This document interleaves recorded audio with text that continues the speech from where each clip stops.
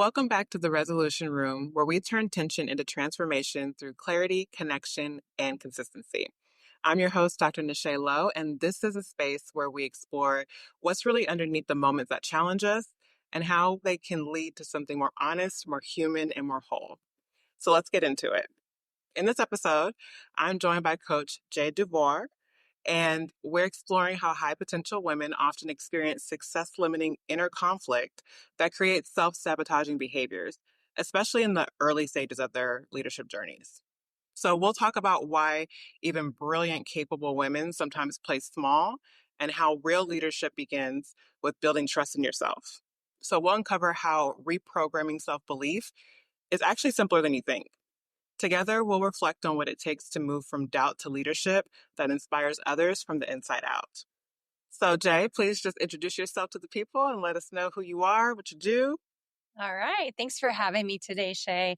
Yes, I am Jay DeVorre, and I am a confidence coach. And I work with women who are rising in leadership. They're early in their leadership roles.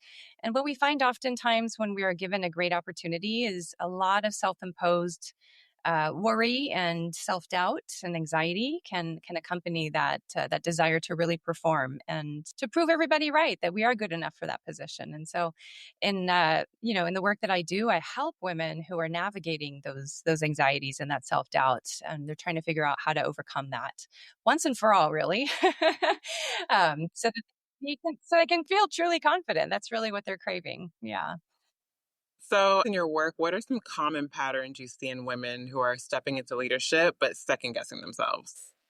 It's really common that we'll see that women will struggle with making simple decisions, or even complex ones, of course. But sometimes it's the fact that, they're responsible now for making decisions, and they worry about making the wrong decision. And so oftentimes what we'll see is, analysis paralysis, or we'll see like a little bit less action, than they're entrusted to take.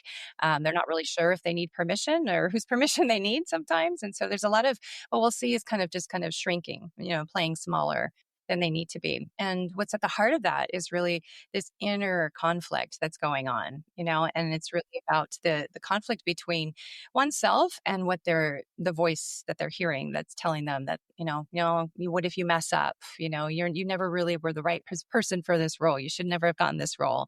You're really not good enough yet, you know? And yeah, thank you for explaining that so beautifully. I'm curious, can you just elaborate a little more on what we mean when we say like shrinking or making yourself small? I feel like that's something that gets tossed around a lot nowadays, and I don't want to just have jargon around here. So go ahead and explain. Yeah, it is. It's the hesitation. It's the holding back when good enough is good enough. It would be perfectly acceptable to go ahead and just make a decision, for example, or to say the thing that you really want to say, but you're worried you might not say it right. That's another thing that we often see with women is that they're so afraid of finding, like what is the best way to assert myself. I don't want to be, too passive, and yet I also don't want to be too aggressive lest I be called, the B word. Right. Common concern that I hear. Right. Yes. And I think it's interesting because when we think about making yourself smaller or shrinking, I think we think about a certain type of women. So why do you think even high potential women struggle with imposter feelings? hmm it's kind of maybe inherent in the very term high potential, right? It's the sense that, that label carries with it that I'm not already all of these things. Right? I have the potential because I'm a high potential. But really what earns the reward of the position, the promotion or the title is the fact that the evidence has shown that they have, what it takes, right? So women tend to live in that gap, where they're constantly striving and then they're focusing on that gap instead of on all of the evidence that shows that they're already good enough. And as someone who lives this daily, can you please tell me when it goes away? It really, I think it goes away when you stop looking at the gap. You stop focusing on that, because that gap is just filled. That's where the anxiety is. It's in the sense of I'm not already all of these things. And so, yeah, when you really start to resolve the inner conflicts, when you start to treat yourself with the uttermost respect and acceptance and cherishing even that you deserve, that every human innately deserves, what you start to find is that gap just shrinks because you're not really focusing on that. You're really focusing on all of the good that already is, and that's the bucket that's full that you now operate from. But getting there is not really a one and done. That's something that takes some time. Right, right. Have to constantly you kind of have to repattern yourself in a way, but then you also have to you have to double down on it. You have to constantly be reaffirming that until it becomes second nature. I love repattering that. That's Yeah, it is. It's a behavior pattern. It's a relationship with yourself, just like you would relate to other people in certain ways. It's how you're relating to yourself is hmm where the key is. And so building on that sort of inner confidence, I think this goes everywhere, but especially amongst women, there's a lot of competition, right? Um, and Yeah. so I think in your work, you talk about leadership as being about lighting up others. And so how does confidence or the lack of confidence like affect a woman's ability to lead authentically? It's there's a lot of energy that goes into trying to address that inner voice that's telling you that you're not good enough. And so much energy and so much focus going to that instead of focusing on leaderly behaviors.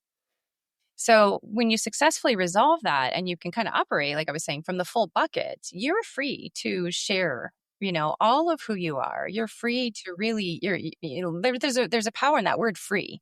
You're really liberated from that negative inner voice that's holding you back. So you're tapping into what I like to call kind of your inner power is your inner light.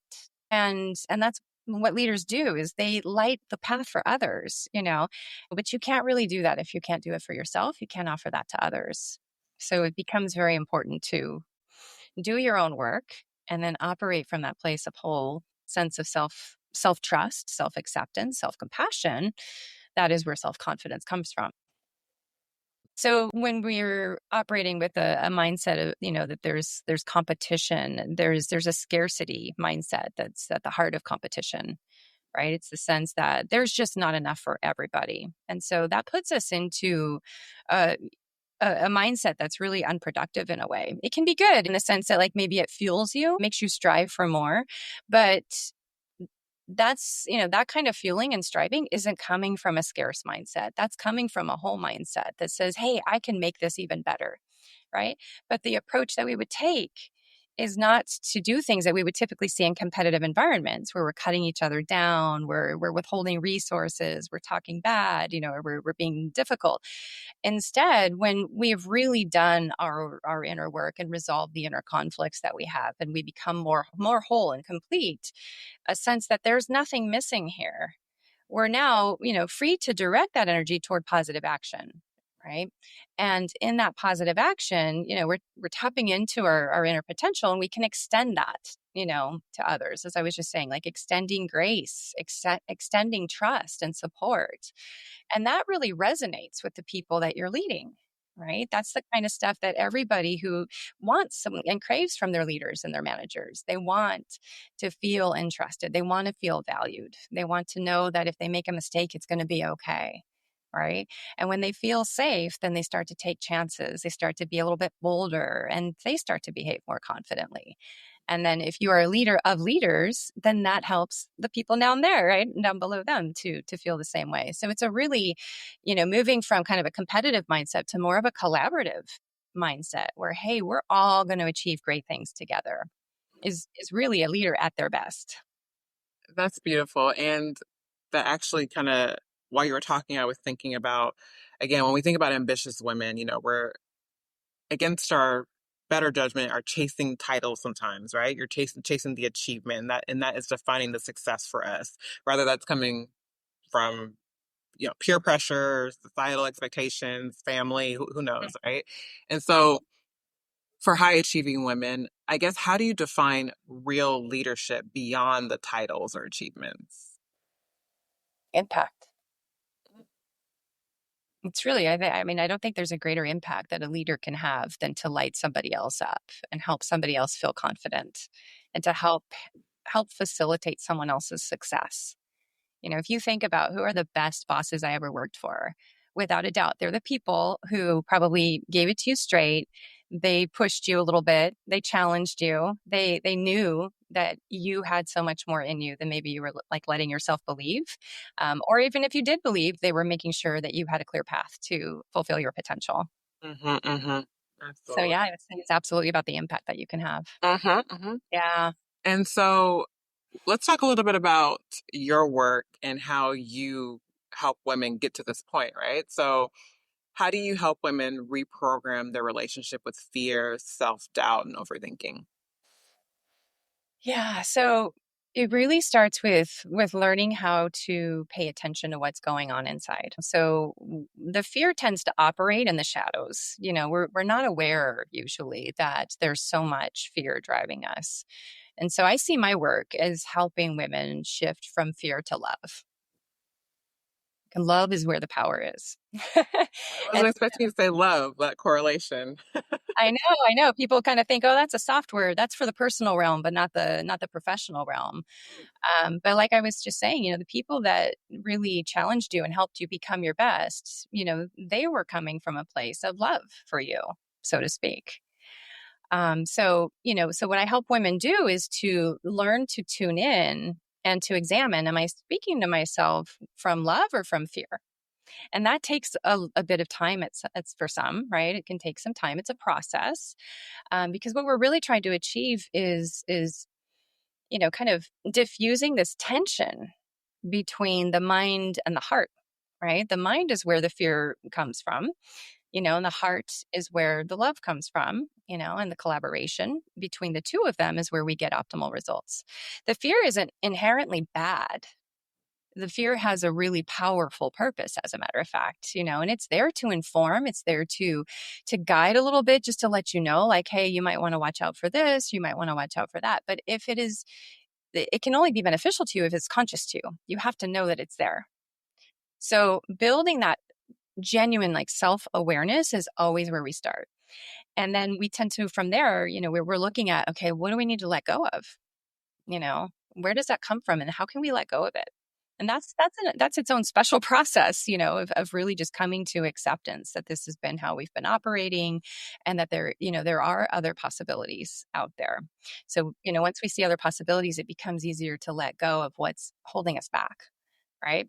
But oftentimes we don't have that training and that experience and to even entertain other possibilities. We're so conditioned to just focus on the limitations, because fear speaks with a lot of conviction, and it's easy to buy into that if you don't realize it's there. And so, obviously, fear will push people to feeling maybe stuck or hesitant to move forward in different parts of their career or just their lives in general. So, like, what's one powerful practice or mindset shift you recommend for women who feel stuck or hesitant? I have a few. One of the most powerful practices that I like to help women learn is, it comes from heart math, and it is what's called heart focused breathing. And it's a technique that helps to create coherence, on a physiological basis, not just working through the psychology of self doubt and the negative words that you're telling yourself, the things that you're saying to yourself, but rather it's kind of almost like a biohack in a way. And that is just learning to breathe into your heart. And so it's, when you recognize that you're hijacked, and you don't, you might not even know why. Don't even bother trying to analyze it and understand it just yet. Just pause and breathe down into your heart, and put all of your attention away from your mind and into your heart, your literal heart in your chest. And what this does is it helps to kind of help the vagus nerve to, kind of write things between mind and heart, brings everything into coherence so that you can, then pause. It gives you something to focus on besides your thoughts. And then from there, you can begin to kind of go into an inquiry, more of an objective, neutral inquiry about, what am I saying to myself? Is it helpful or is it hindering me? Do I want to be doing this, or do I have a vision of something greater for myself? What do I choose? What do I need to let go of here? Right. So that's one technique. And if I can share another one, I'm also a big fan of practicing self gratitude. Actually, even just gratitude by itself can be enough. Sometimes people struggle with self gratitude if they aren't practiced in that. So if that's too much, then just even practicing gratitude, it takes you away from that scarcity mindset where we're focusing on the gap, and it helps you focus on what is, like all of the good, all of the blessings. It brings a really powerful perspective. So those are two that I really like. And they're next on my to-do list for today. So thank you for that. Yes, I love it. And so, I guess building on that feeling of stuck or hesitancy, how do you help someone navigate the messy middle where they're no longer stuck, but not fully confident yet either? Mhm. Yeah, that's always part of the journey. Yeah, so we start by just acknowledging that confidence is not a one and done deal. You can have a big epiphany and just feel like you're on top of the world, and go out and do something very bravely and boldly and feel incredible confidence from that. And then the next thing can come and just kind of sideswipe you, and kind of blindside you a little bit. And you can just feel down, down, down in the dumps again. So that's why it's so important to understand that the process, like those wins are fantastic. And we want to keep those in mind, right? Those are great evidence. But we also want to understand that this is an ongoing, continuous process where you are perpetually committing to being your highest and best, and treating yourself with uttermost love, and just reminding yourselves constantly. It's a reminding practice that you are always enough already. And I guess looking at the bigger picture of all this, why is it so important to help women build inner trust early in their leadership journey before burnout or disillusionment sets in? Mm. you know to be honest, I think, burnout and disillusionment, sometimes they're the greatest motivators.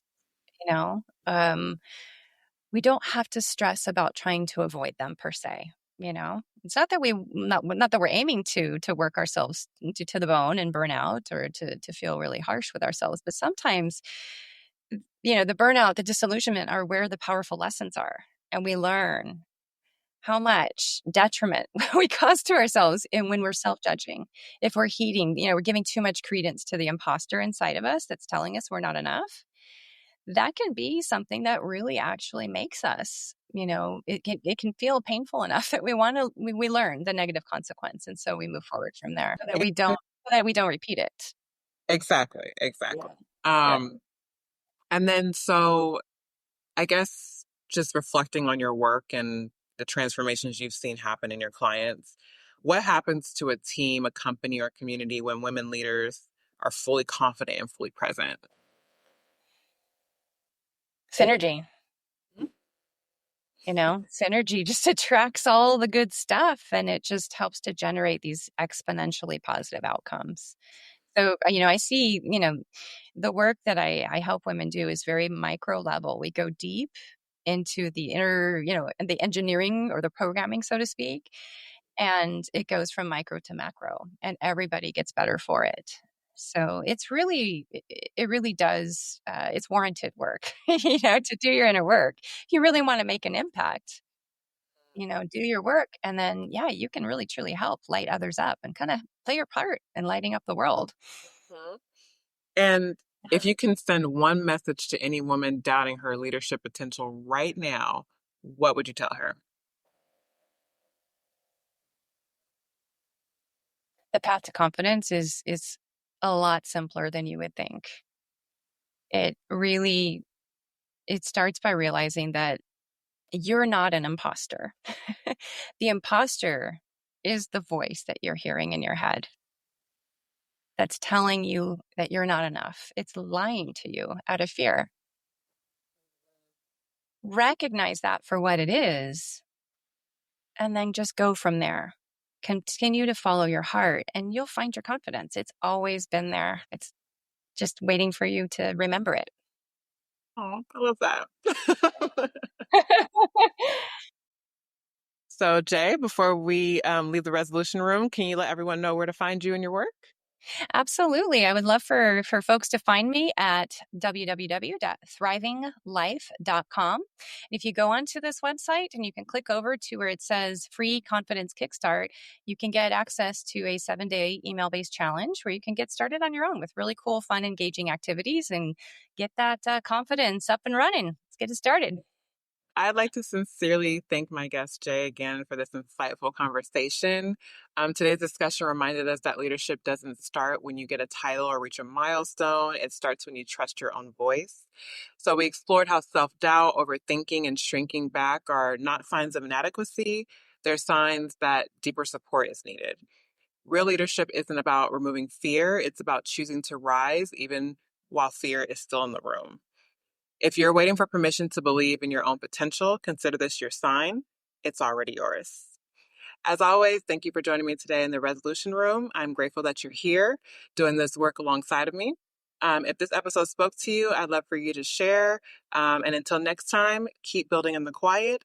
That's what will carry you forward.